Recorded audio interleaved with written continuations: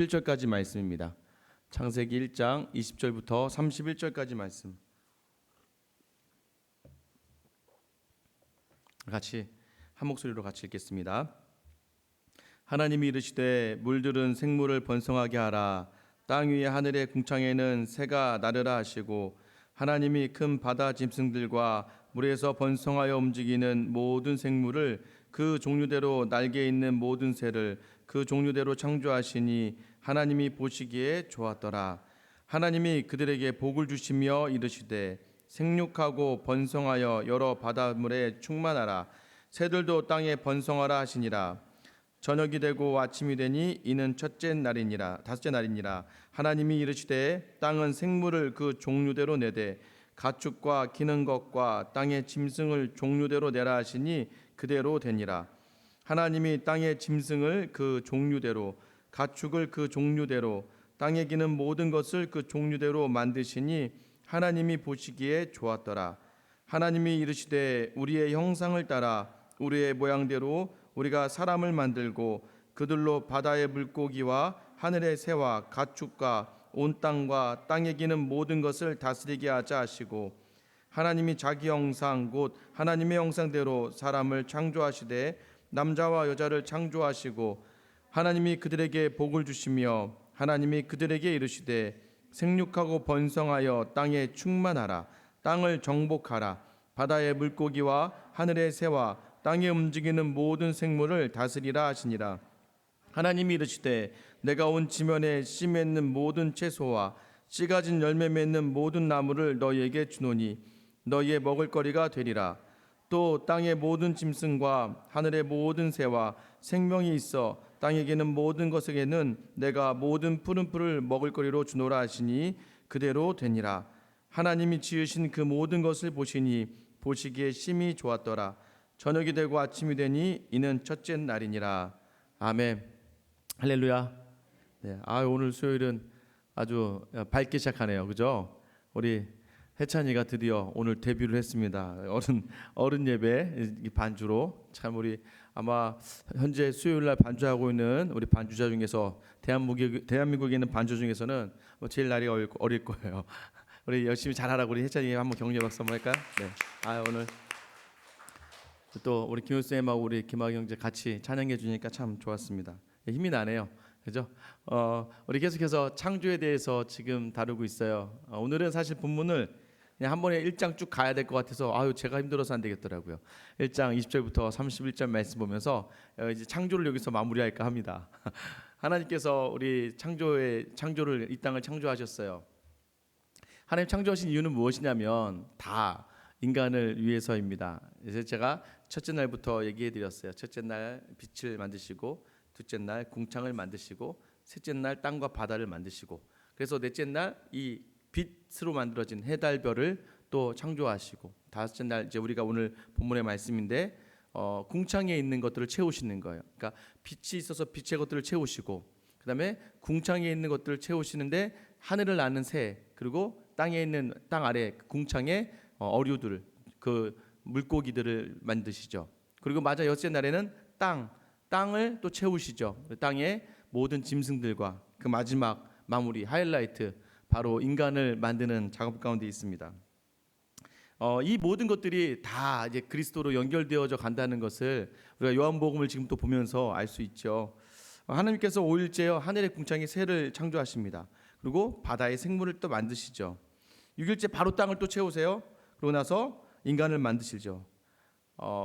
보통 세상의 신들은요 인간을 노역을 시키거나 인간을 학대를 해서 인간으로 하여금 무엇을 시켜서 만들어내게 합니다. 보통 세상의 신들 우리가 알고 있는 세상의 신들은 인간이 다 만들어줘야 돼요. 맞죠? 무당 성황당 이런 거 다 사람이 만들어야 그곳에 임하는 거예요. 사람이 다 그곳에 있어야 하나님이요 물론 성막과 성전의 개념은 있지만 하나님은 먼저 우리를 위해서 이 세상의 모든 것들을 다 예비해 놓으시는 거예요. 그것도 우리가 그냥 딱 존재하는 것만으로 모든 것을 누릴 수 있는 그 준비하신 하나님이 바로 우리 하나님이십니다. 그래서 우리는요 지금 내게 준비된 것이 무엇인가 하는 또 생각이 들 때가 있을 때 그러나 시간이 훗날 지났을 때 심지어 나를 어렵게 했던 그 사람조차도 하나님이 준비시키신 사람이구나라는 것을 알게 돼요. 그게 하나님이 창조의 그 섭리에 담겨놓은 우리를 향하신 하나님의 마음입니다. 어렸을 때 그 상처가 없었더라면 오늘 우리가 이렇게 강해지지 않았을 거예요. 그죠? 또 그 사람이 아니었더라면 오늘 우리가 철저해지지 않았을 거예요. 때로는 어떤 사람들 통해서도 우리를 준비시키시는 분이에요. 왜냐하면 우리로 하여금 하나님의 온전한 모습, 하나님이 처음 창조하신 그 모습 그대로 우리가 회복되어지기를 원하기 때문입니다. 저는요 굉장히 그 스케줄이 잘 안 되는 사람입니다. 이렇게 약속도 잘 못 지키고요. 원래 제가 굉장히 좀 그 게으르다 이 표현하면 여러분에게 좀 생소하시죠? 저는 굉장히 게을렀어요. 그리고 밤에 항상 늦게 잤습니다. 한 대학생 때까지는요 새벽 2-3시 전에 잔 적이 없어요. 그리고 항상 제 모든 약속은 항상 좀 지각, 항상 모든 시간을 좀 늦어서 항상 좀 이렇게 뭔가 제 삶에 있어서. 그런데요 조금씩 좀 철저한 시간관념이나 약속에 철저한 또 아내와 교제하면서 시간 관리들이 되기 시작했습니다. 그리고요 직장 생활하면서 이제 조금 더 그 사람들을 통해서 하나님 저를 변화시키셨고, 또 목회에 있어서는 결정적인 것은요 저는 가능한 한 목회를 할 때 가능한 한 중장기 계획까지는 가지고 가려고 합니다. 물론 이제 여러분이 볼 때는 어디가 중장기야 지금 뭐 거의 하루 걸러 하루 살고 있는 것 같은데라고 느껴지실 수 있겠지만, 지금은 이제 상황이 이렇게 된 거니까. 근데 가능한 한 저는 1년치 또 가능한 한 6년치 계획을 가져가는 이유가 무엇이냐면, 이전에 사역을 할 때 스케줄 때문에 저를 좀 어렵게 하는 분들을 좀 만났습니다. 목사님 미리 말씀해 주셔야죠. 그런 건 목사님 그런 거는 막 얘기하시면 안 돼요라고 성도님들이 얘기하셨는데요. 처음에는 뭐 나도 뭐 지금 막 얘기하고 싶어서 얘기하나, 상황이 그러니까 이렇게 하는 건데라는 마음이 있었지만, 그러나 그분들 덕분에 조금은 더 준비하고 갈 수 있는 것들, 그래서 지나오고 나서 보니까 내게 주신 것이 다 가장 좋은 것이었더라 라는 고백이 있게 되는 것이죠.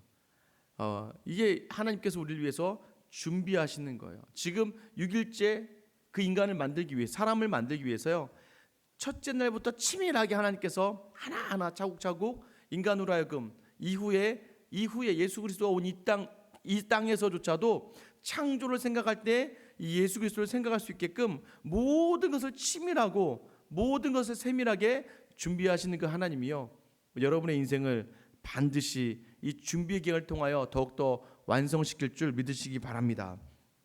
오늘 다섯째 날, 여섯째 날에요 생물이 만들어져요. 생물. 그동안은 식물까지는 이제 만들어졌죠. 그런데 오늘 다섯째 날 또 여섯째 날에는 생물이 만들어집니다. 하늘을 나는 새들, 또 바다의 어류들, 그 다음에 또한 이 땅에서 기고 걷는 그러한 동물들이 지어지고, 또 마지막 사람이 지어지는 것이죠. 공통점이 무엇이냐면 다 똑같이 사람과 같이, 또 다른 빛과 궁창과 같이 말씀으로 지어졌다라는 것이에요. 여러분들이 기억하셔야 되는 게, 이 땅의 그 어느 것 하나 하나님의 말씀 아니고서는 지어진 것이 없다라는 것을 아셔야 돼요. 그래서요 궁극적인 선이 어디에서 일어나냐면, 이 모든 것이 다 하나님의 손에 의해서 만들어진 거예요.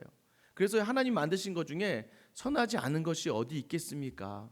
그래서 우리는요 창조적인 신앙을 가지고 이 땅을 바라볼 때는 하나님이 주신 모든 것이 선하다라는 개념으로 다가가서 볼 수 있어야 됩니다. 이것이 바로 우리에게 주시는 믿음이죠. 두 번째는 무엇입니까? 오늘 22절에 보면은요 하나님이 그들에게 복을 주시며 이르시되 생육하고 번성하여 여러 바닷물에 충만하라, 새들도 땅에 번성하라 하시니라. 무엇이냐면 하나님께서요 복을 사람에게만 주신 게 아니에요.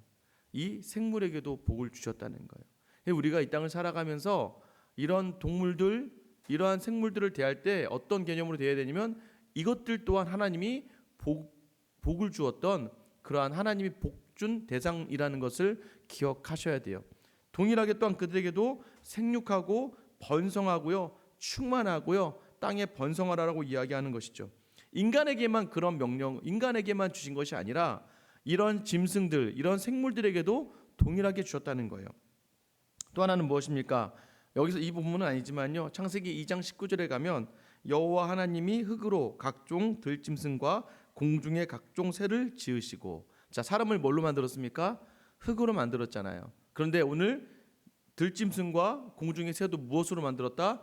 흙으로 만들었다. 그러니까 우리가요, 동일한 재료를 가지고 만들어진 그러한 피조물들이라는 것을 아셔야 돼요.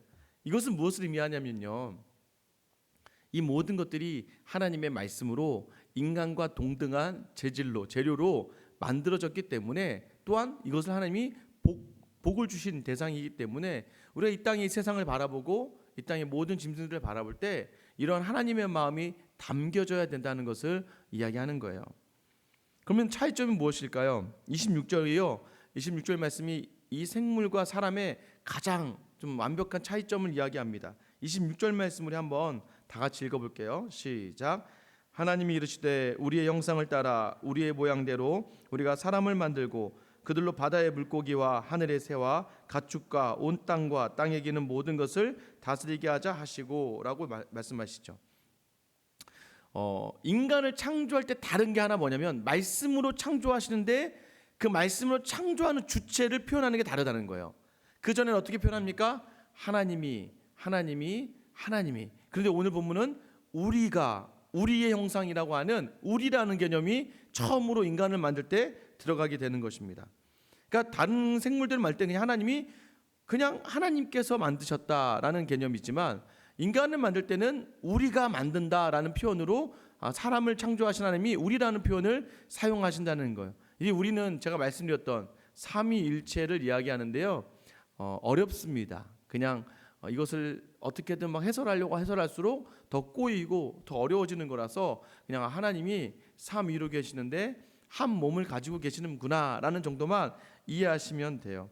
두 번째는 뭐가 다르냐면요, 이 모든 피조 생물들과 동물들을 사람에게 다스리게 하셨다는 거예요.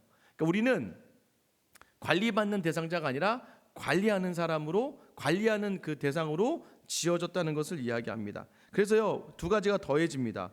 27절 28절 말씀인데요, 마지막 28절 말씀에 보면 하늘의 새와 땅에 움직이는 모든 생물을 다스리라, 또 그 앞에 땅을 정복하라, 이렇게 얘기합니다. 그러니까 땅을 정복하고 이 모든 것을 다스려라 라고 이야기하는 거예요. 다스리다라는 개념이 여기 등장하기 시작합니다.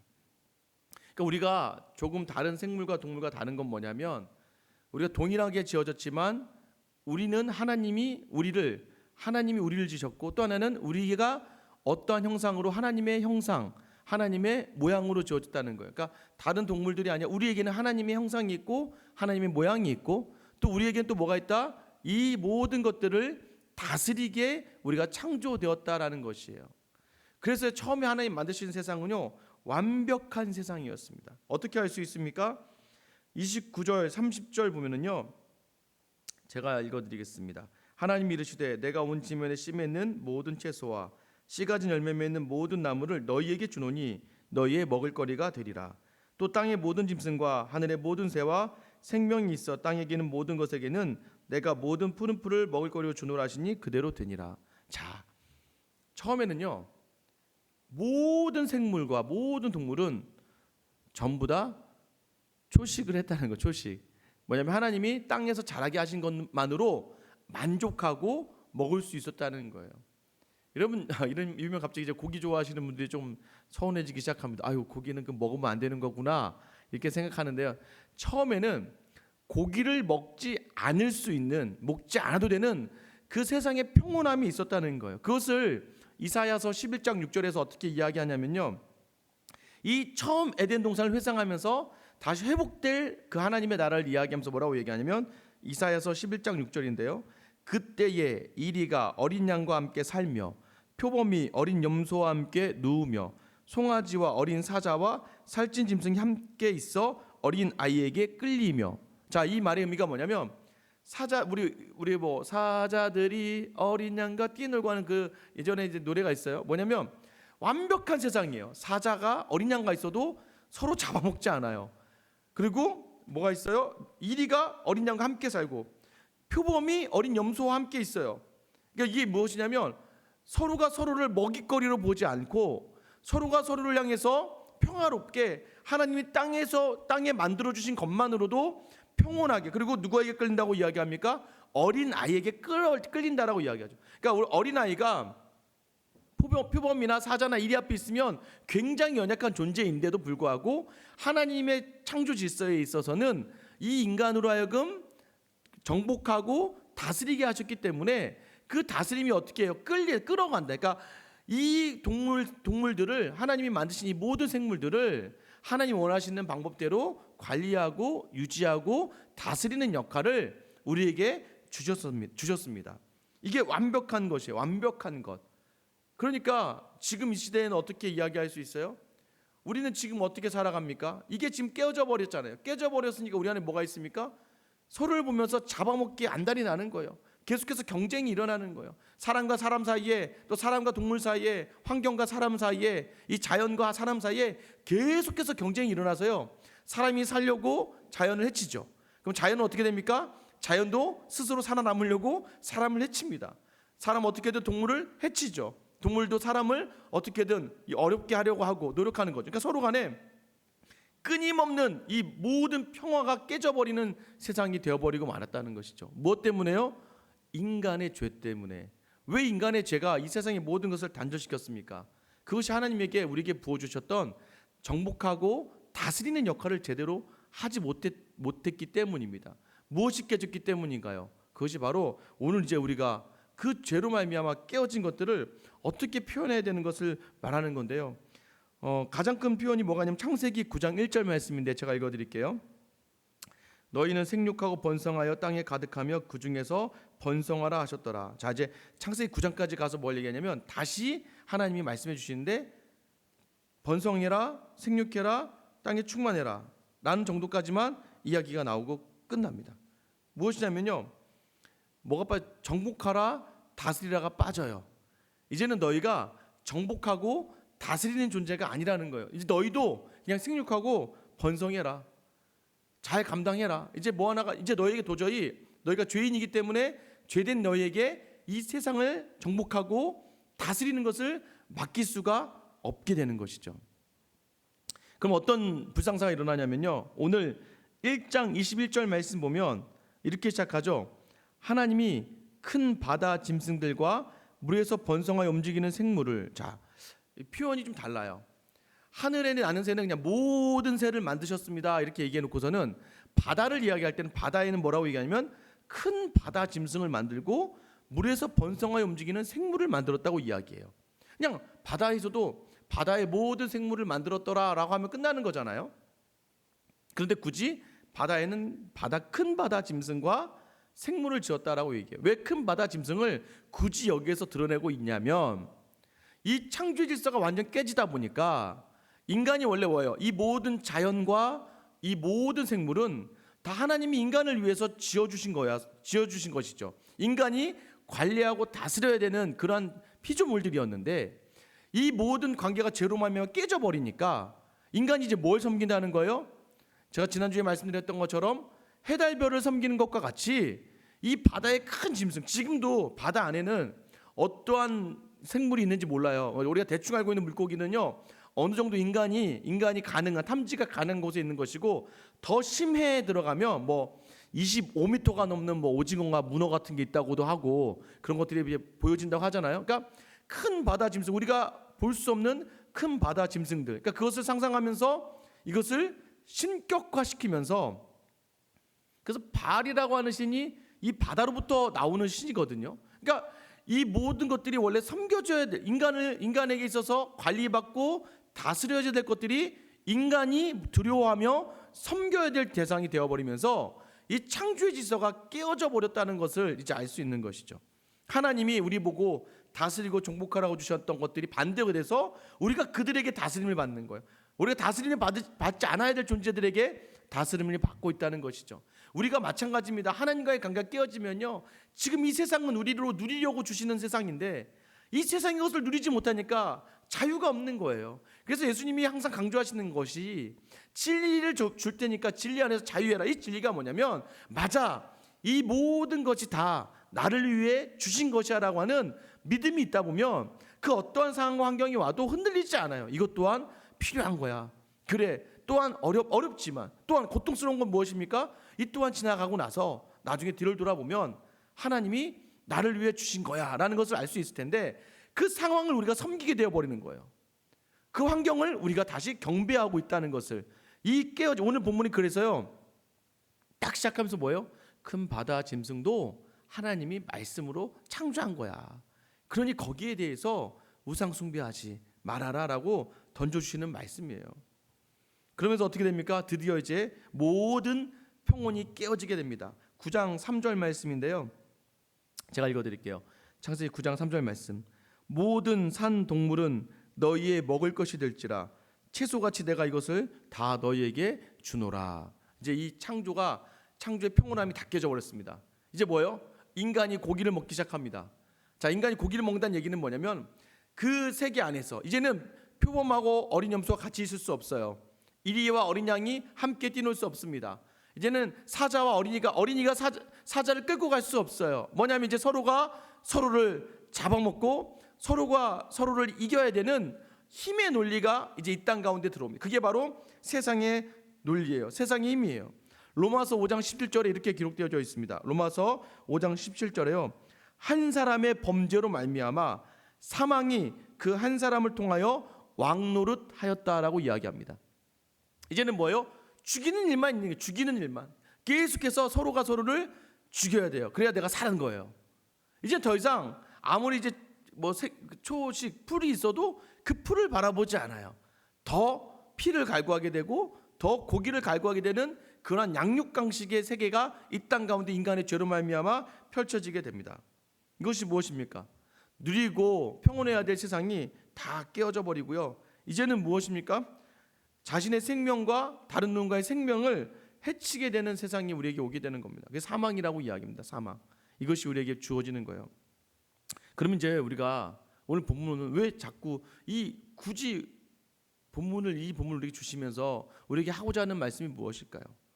오늘 아까 처음에 제가 시작할 때 우리 생물과 인간이 다른 것이 첫 번째 뭐라고 했어요? 우리라는 개념이 등장했다고 이야기했잖아요. 그러니까 이것이 뭐예요? 하나님이 우리라는 개념으로 우리를 창조하셨다는 거예요. 사람이 누구인가요? 27절 말씀 우리 한번 읽어볼까요? 오늘 본문 27절 말씀 같이 읽어볼게요. 시작.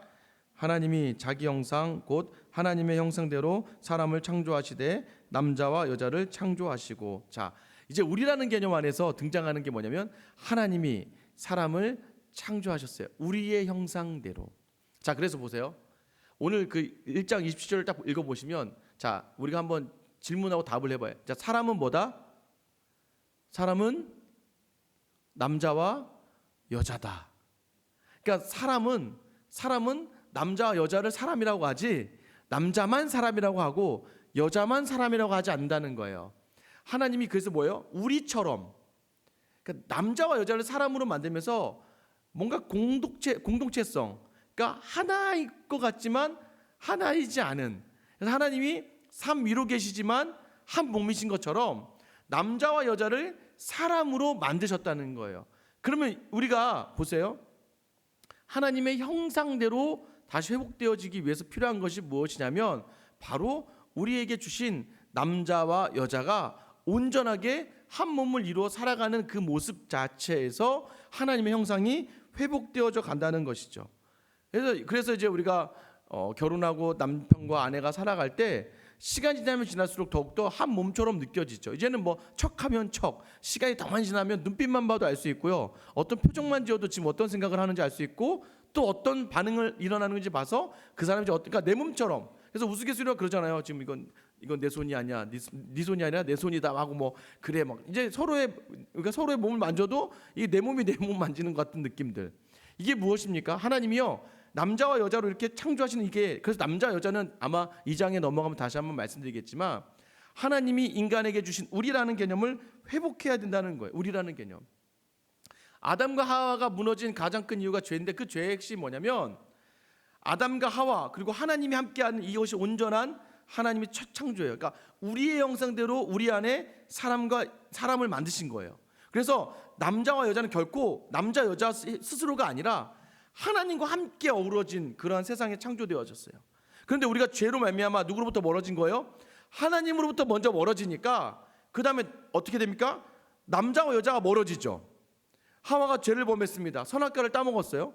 따먹고 나서 보니까 아담에게 줬어요. 죄에 이제 동반시키죠. 그래서 하나님이 찾으시니까 아담이 뭐라고 얘기해요? 나타나자마자 이 여자가 줬어요. 자 보세요. 하나님과의 관계가 깨져 버리니까 이 아담도 아내와의 관계가 깨어져 버리는 거예요. 하와는 또 어떻게 이야기합니까? 끝까지 회개하지 않아요. 뱀이 줬어요 라고 이야기해요. 이 뱀이 줬어요라는 얘기는 뭐예요? 세상 탓이에요 라고 하는 거예요. 세상 탓이에요. 내가 이렇게 된 건 내 잘못이 아니라 세상 탓이에요 라고 하는 거와 똑같은 겁니다. 무엇이냐면 하나님과의 관계가 끊어지면서부터는 우리는 철저하게 이제 하나님께 돌아갈 수 없게 되는 거예요. 다 누구 탓이에요? 다 세상 탓이고, 다 환경 탓이고, 다 상황 탓이고. 그래서 믿음이 좋은 사람과 믿음이 좋지 않은 사람 특징이 무엇입니까? 믿음이 좋은 사람은 전부 다 어떤 상황과 환경의 어려움을 자신의 문제로 돌아봅니다. 내가 이것을 감당할 믿음이 안 됨을 한탄해요. 그러나 믿음이 없는 사람들, 믿음이 약한 사람들은 내게 주신 어려운 상황들과 아픔을 다 누구 탓으로 돌리기에 급급합니다. 이것이 하나님으로부터 멀어질 때 왜요? 다른 누군가를 탓하며 그 사람을 죽이는 거잖아요. 왜냐면 우리는 이제 사망 속에 거하는 사람이 되어서요. 야 여러분 애들이요 가르쳐주지 않아도요 거짓말 잘해요. 그죠? 저는 이제 아이를 넷이나 키워봤잖아요. 아이를 넷을 키우면서 제가 확실히 한 거예요. 가르쳐주지 않아도 야 이거 누가 그랬어? 그럼 막 이제 말할 줄 알아도 오빠가 자기가 했던 걸 분명히 옆에서 다 봤는데 자기가 뭐 물을 흘리고 흘린 걸 다 봤음에도 불구하고 이거 누가 그랬어? 제가 몰라서 물어보나요? 누가 그랬어? 그럴 때 만약에 내가 그럼 제가 그 뭐 3살 4살 된 애를 제가 때릴까요? 혼낼까요? 다음부터 흘리지 마 이렇게 얘기하지 않을까요? 근데 되려 짐작 겁먹고 자기 생각으로 판단하고 오빠가 아니 그러면 오빠는 뭐가 됩니까? 누군가를 죽이는 거죠. 어릴 때부터 벌써 이것이 인간이 죄성이 있다는 것이 어릴 때부터 드러나지는 습성이라는 것이죠. 이게 하나님과의 관계가 깨지면서부터 나오는 다른 모든 관계들이 깨어져 버리는 거예요. 그래서 이 우리를 회복하기 위해서 누가 오신 거예요? 예수님이 오신 거예요. 그래서 이 우리라는 개념이 다시 회복되는 그 결정적 결정체가 예수님이에요. 에베소서 2장 16절 말씀인데 또 십자가로 이 둘을 한 몸으로 하나님과 화목하게 하려 하심이라. 원수된 것을 소멸하시고 너희도 성령 안에 이게 뭐예요? 십자가로 이 둘 하나님과 사람을 화목하게 하나님과 화목하게 하려고 예수님이 이 땅에 십자가를 지셨다라고 이야기하죠. 그 십자가의 핵심이 뭐예요? 다시 이 우리를 회복시키는 작업이라는 것이죠. 자, 이 우리가 회복됐습니다. 하나님과 우리가 회복되면 에베소서 2장 22절 말씀인데요. 너희도 성령 안에서 하나님이 거하실 처소가 되기 위하여 그리스도 예수 안에서 함께 지어져 가느니라. 무엇입니까? 예수님이 십자가로 우리와 하나님의 관계를 회복시키시면 이 회복이 된 우리는 어떻게 된다고요? 우리 안에 성령이 계시니까 이 성령이 하시는 일이 뭐예요? 우리도 하나님이 거하실 처소로 성전이 되어서 함께 우리의 관계들이 회복시켜져 간다는 것을 이야기하는 거예요. 그래서 우리가 회복될 수 있는 우리라고 지어진 우리 하나님이 우리라고 이야기하시면서 우리 안에 지어진 이 사람이 온전하게 회복되는 길은 이제 예수님이 아니면 안 되는 거예요. 그 십자가가 아니면 안 되는 것이죠. 그래서 그 십자가를 통해서 우리가 하나님과의 관계가 회복되어지고 또 사람과 사람의 관계가 회복되는 거예요. 그래서요 진짜 여러분 정말 금술이 좋은데 믿음이 없는 부부들 있죠. 그 믿음이 없는 부부들은 정말 자기의 의의가 그 부부의 금술을 만들어내는 거예요. 어떻게 해요? 나는 기필코 행복해야 돼. 나는 기필코 사람들에게 행복하게 살 거야. 여러분 이런 사람들의 특징이 뭔지 아십니까? 나중에 이제 이런 표현이 뭐하지만 내 의지로 모든 것을 참아내고 내 의지로 모든 것을 감당했던 사람이 마지막에 굉장히 힘들어집니다. 어떤 것을 보게 되냐면요. 이제 그 신앙생활도 마찬가지인데요. 교회 안에서 이전 교회 정말로 이전 교회 정말로 믿음이 좋으신 권사님. 근데 이제 그 권사님이 뭐가 있냐면 되게 좋으셨어요. 막 항상 참으시고 저분 정말 믿음이 좋으시구나. 정말 믿음이 좋아서 그런 줄 알았는데 알고 보니 이분이 정말 참으신 거예요. 자기도 성격이 있는데 참고 참으신 거예요. 이게 언제 발로가 되냐면 한 70 넘어서 80 넘어서 치매가 올 때요. 그 참았던 모든 것이 빵 터져 버립니다. 빵 터지면서요. 굉장히 강하게 오히려요. 평소에 여러분 아세요? 평소에 막 화 잘 내시는 분 있죠. 이런 분들은요. 대부분 치매가 오시면 조용해지세요. 신기하더라고요. 근데 조용하게 참았던 분들이 나중에 다 막 이제 마지막에 막 확 터져 버리더라고요. 내 힘으로 참아내는 것이 결코 내 힘으로 감당하는 행복은 진짜 행복이 되지 않습니다. 믿음이 좋은 유익은 무엇입니까? 예수가 주는 유익이 무엇입니까? 관계가 진짜 행복돼요. 왜냐하면 우리가 십자가를 지니까.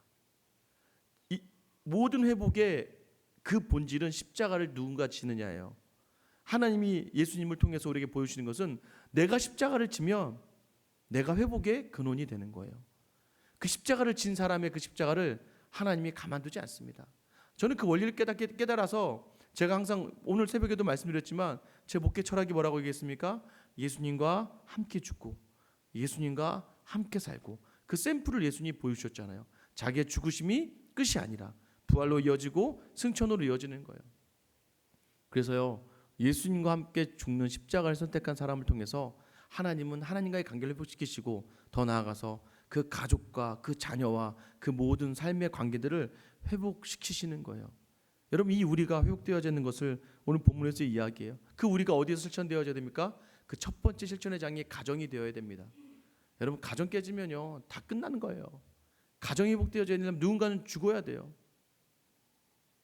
저는 예전에 저희 아버지를 굉장히 이제 원망했죠. 왜 장사하다 말고 나가서 막 교회 가고 막 이러면 가게가 하나씩 없어지고 막 망해져 가고 막 어려우니까 어머니 힘들어하시고 하는 거 보면서 굉장히 좀 아버지를 원망했었습니다.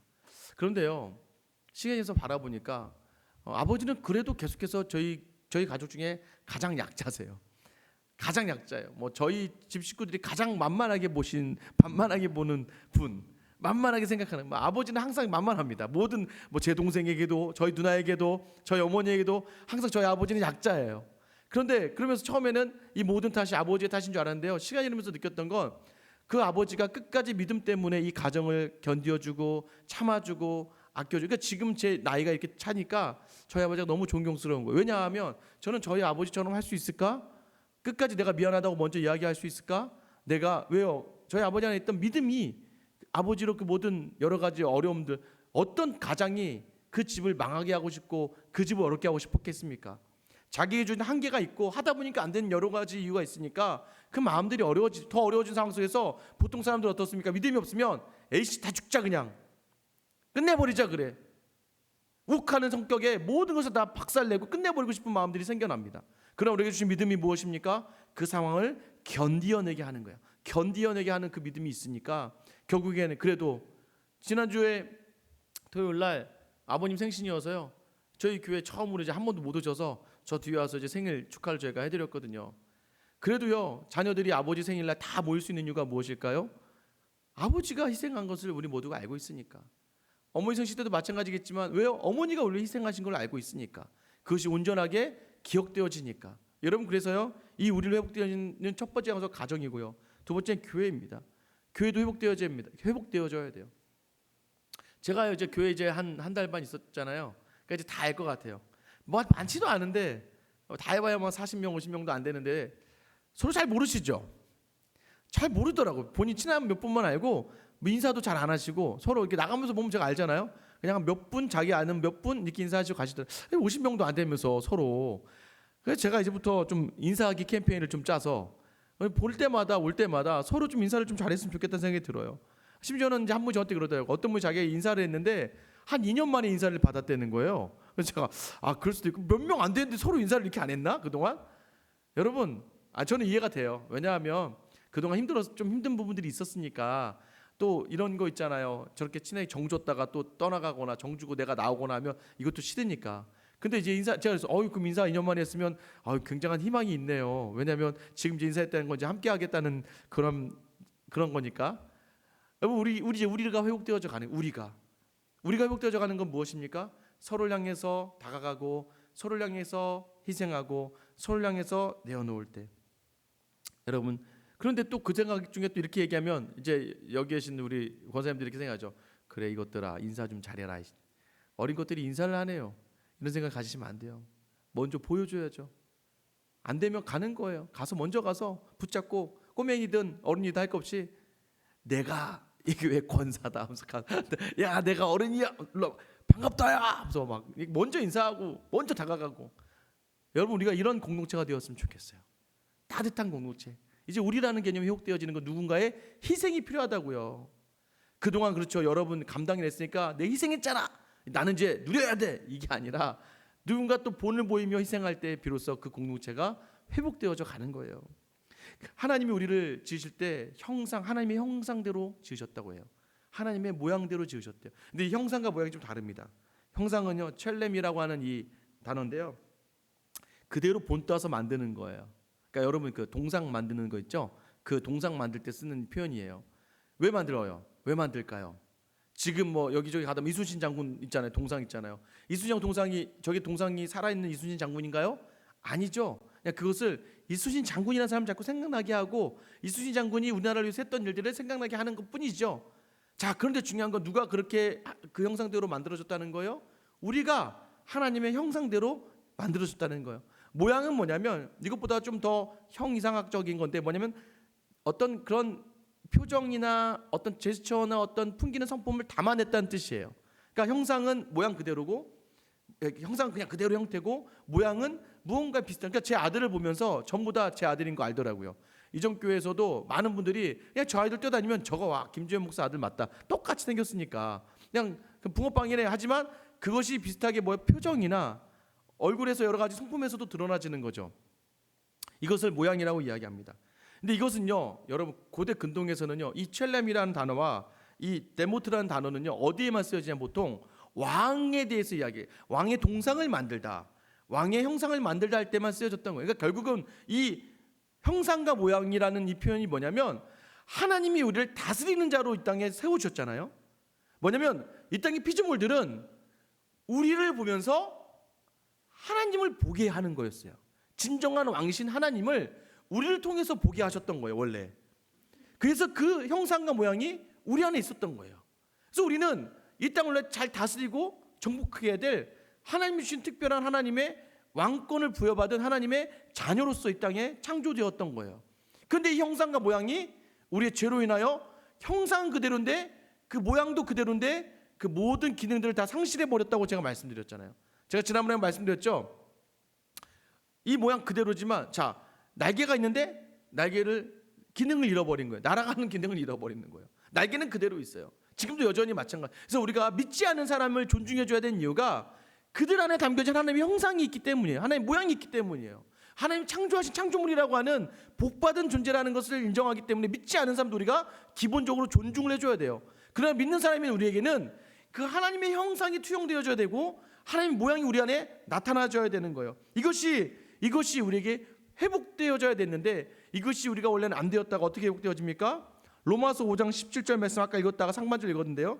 한 사람의 범죄로 말미암아 사망이 그 한 사람을 통하여 왕노릇하였은즉 더욱 은혜와 의의 선물을 넘치게 받은 자들은 한 분 예수 그리스도를 통하여 생명 안에서 왕노릇하리로다라고 기록되어져 있습니다.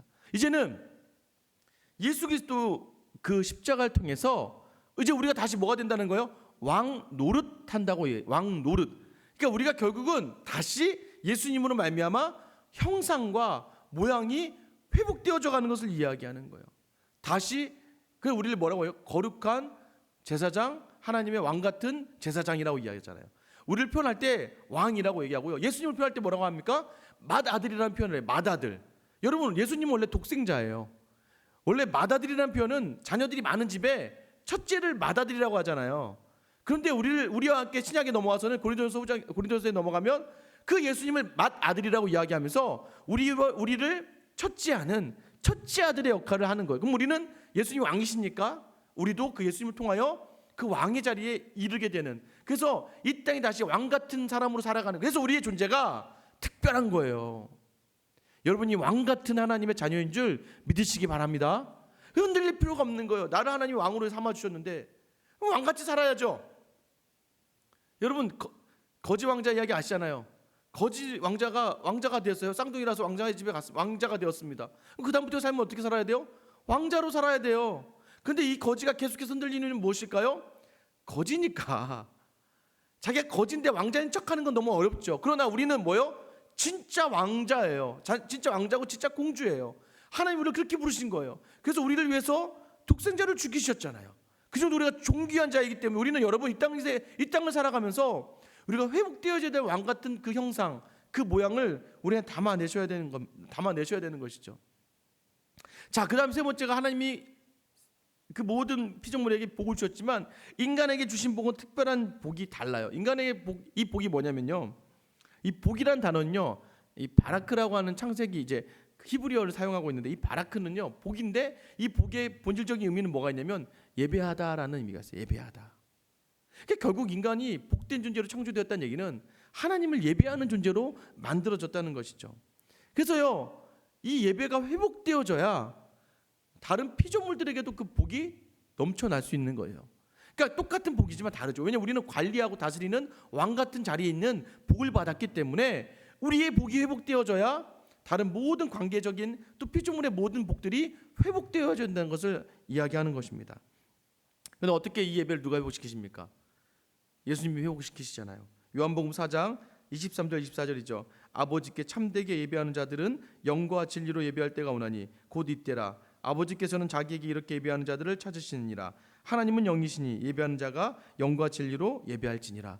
예수님을 통하여 주시는 영을 통하여 성령을 통하여 우리가 말씀과 그 영으로 말미암아 온전한 예배가 드려지게 되고 온전한 예배가 회복되게 되는 것이죠. 이 예배가 회복된 사람이 바로 복된 존재다라고 이야기하고 있는 거예요. 복된 존재다. 그래서 이게 뭐예요? 여러분, 제가 제일 좋을 때가 언제예요? 성도님들 오셔서요. 정말 오늘 예배가 너무 좋아요. 저는 요즘 예배가 회복되었어요. 여러분, 그것이 저에게만 좋은 것이 아니라 여러분에게 복이 회복된 거예요. 하나님을 경배하고 하나님을 예배하는 자리가 회복되었다는 것은 내가 진정한 하나님의 목적대로 자리 잡고 있다는 걸 이야기하는 거예요. 그래서 예배가 회복된 사람은요.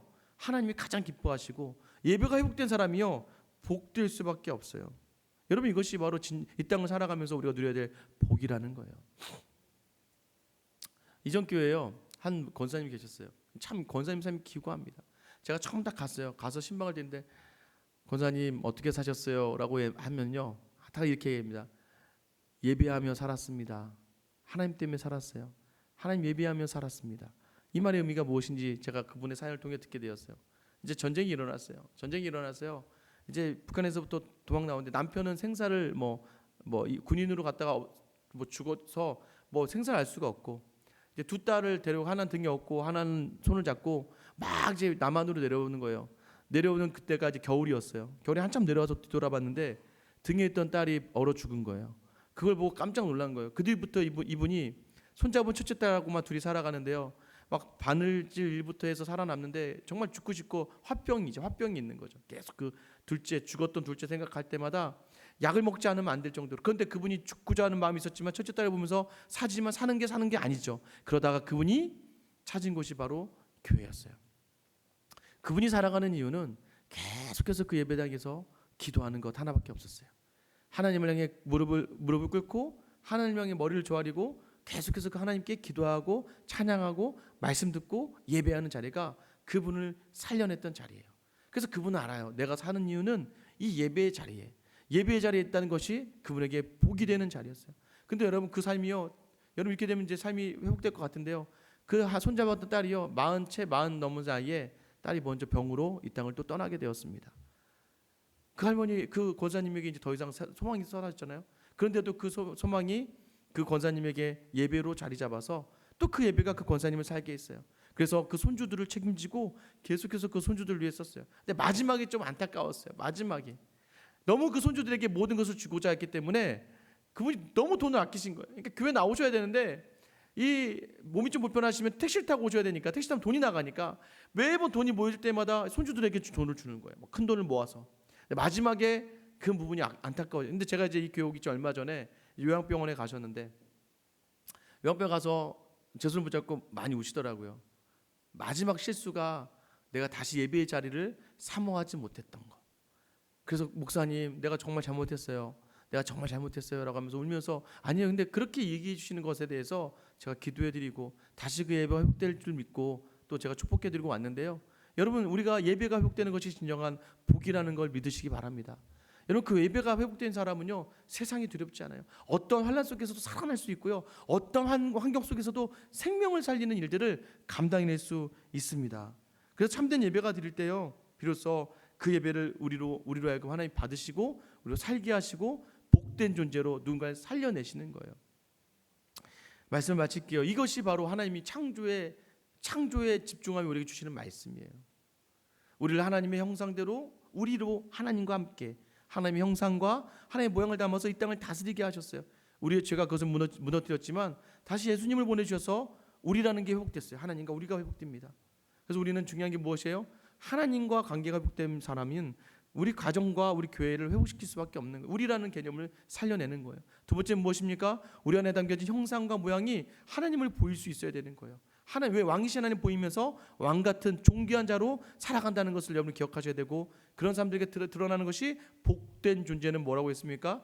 예배가 회복되어서 예배로 살아가며 예배로 이 세상에 그 복을 전하는 인생, 그 인생을 살아가라고 주시는 오늘 하루. 여러분, 오늘 다시 한번 이 말씀이 여러분의 삶을 회복시켜서 우리의 삶을 통하여 생명을 살려내고 가정을 살려내고 교회를 살려낼 수 있는 귀한 은혜가 여러분에게 되기를 주님의 이름으로 축원합니다. 이제 같이 한번 기도하실게요. 이제 기도하실 때 하나님, 어떻게 나까지 포함해서 우리라는 그 개념 안에 우리를 두셨습니까? 하나님, 오늘 이 시간 다시 한번 하나님과의 관계가 회복되는 놀라운 역사가 우리에게 있게 하여 주시옵소서. 어느덧 내 안에 다 사라져버리고만 하나님의 형상과 하나님의 모양과 하나님의 계획이 다시 오늘 이 시간 이 말씀 듣고 나에게 허락하신 그 독생자의 십자가를 통하여 회복하게 하신 하나님 감사합니다. 다시 한번 하나님이 원하시는 그 자리 서게 하여 주시옵소서. 아버지 하나님, 내 안에 하나님의 형상과 모양이 회복되게 하여 주시옵소서. 하나님, 내 안에 예배가 회복되어져서 정말 복된 존재임을 이 땅에 드러내는 하나님의 자녀들 되게 하여 주시옵소서. 우리를 부르신 하나님, 우리와 함께 해주신 하나님 감사합니다. 오늘 우리가 가야 될 십자가가 무엇입니까? 그것을 지고 온전히 처음에 그 창조의 평안을 누리는 우리의 가정이 되게 하시고 우리가 교회 되게 하시고 내가 가는 곳이 되게 하여 주시옵소서라고 우리 시간 주님 이름만 부르며 기도하며 나가겠습니다. 주여, 하나님, 오늘